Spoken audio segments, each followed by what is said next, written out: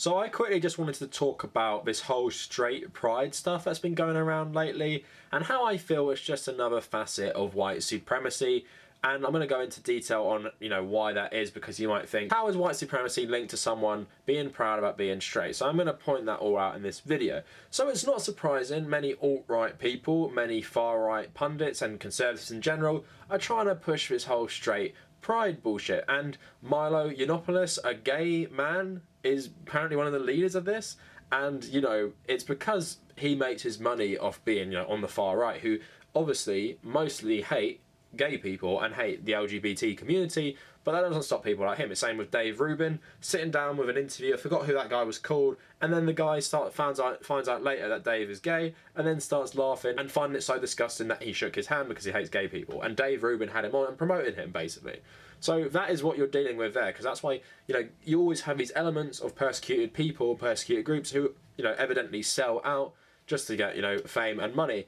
But why I think straight pride is another facet of white supremacy is because what we're seeing in America at the moment is more groups get more representation at different levels, and there's obviously a massive pushback to that. So you see the Trump administration is a good representative of this, putting ridiculous things like bans on transgender people, basically persecuting transgender people. And it's not surprising when you have someone like Vice President Mike Pence, who, when he was governor, took away funding for AIDS treatment, and at this time AIDS was ravaging the gay community, and instead gave that to people running gay conversion camps. And that is, what this White House represents essentially. But to the broader point, this white supremacist element is just pushing back against the diversity that you see across America, mainly on the left. The new Democratic House is one of the most diverse ever, with two of its first, female Muslim members, and obviously that's really great, and there's more LGBT representation and everything. It's like, there's two Americas, but on the other side, they're pushing back against all these things,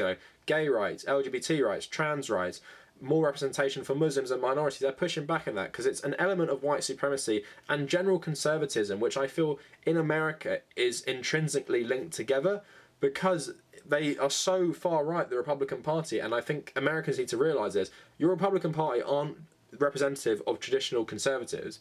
They're literally far right, bordering on fascists, a lot of them. And things like, The Handmaid's Tale and Man in the High Castle, they aren't too far away from the same people who are in the Republican Party at the moment.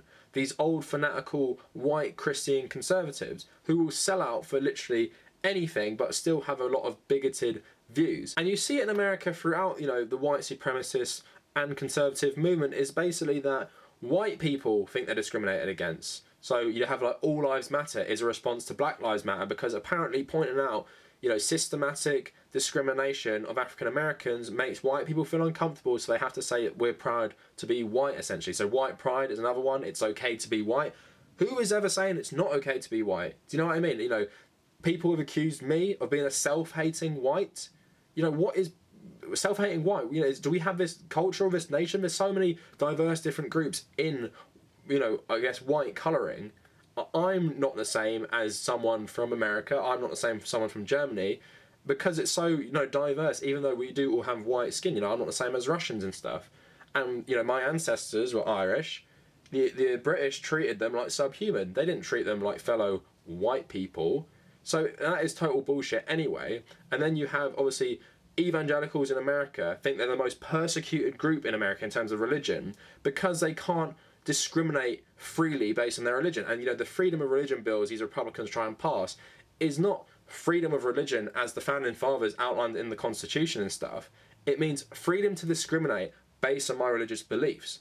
And then we get over to straight pride. So straight pride is just a backlash against, let's have a gay pride month, where people can come out and be proud to be who they are because traditionally they've been persecuted throughout their history, throughout the last 2,000 years, where Abrahamic religion has taken over the world, which has made homophobia and laws against gay people the norm instead of, in the ancient world where it wasn't a big deal. And now they think they're under attack. Straight people are under attack now.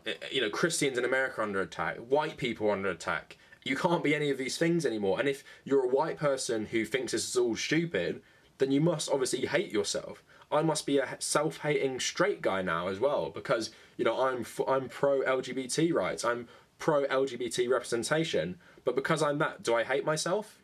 It's total ridiculous logic, isn't it? But this is, you know, another element to the white supremacist narrative that somehow, you know, there's this white genocide, maybe there's a straight genocide coming as well.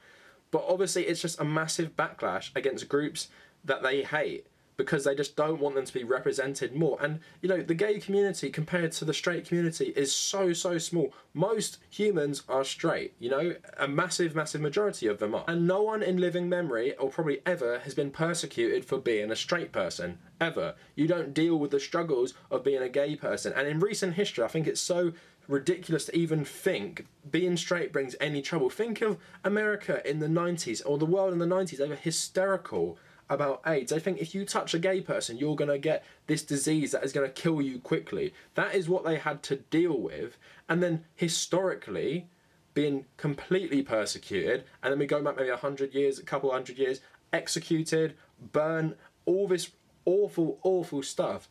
And you're trying to say, you know, straight pride. We have straight pride all the time. No one ever has to come out as straight. It's the norm, and everyone knows that as a norm. And coming out as any of these groups is so hard for people because it is the norm, and the laws have always been targeting others, not straight white Christians in places like America. So it's ridiculous white supremacist logic. And, you know, I don't really make too much of a distinction between Republicans in general and white supremacists, because I feel the GOP is the party of white supremacy, made clear by the presidency of Donald Trump, but I think clear even before that with the likes of the Bushes and Reagan. But I feel there's an element on the internet that can get suckered into this, because people are idiots, right? You can be like, oh, people don't think it's okay to be Christian anymore. People don't think it's okay to be white. People don't think it's okay to be straight, because they're trying to, you know, make everything, you know, more representative of society. So you see stuff like, you know, that new Batwoman trailer. Everyone's like, oh, the SJWs are ruining my comics again.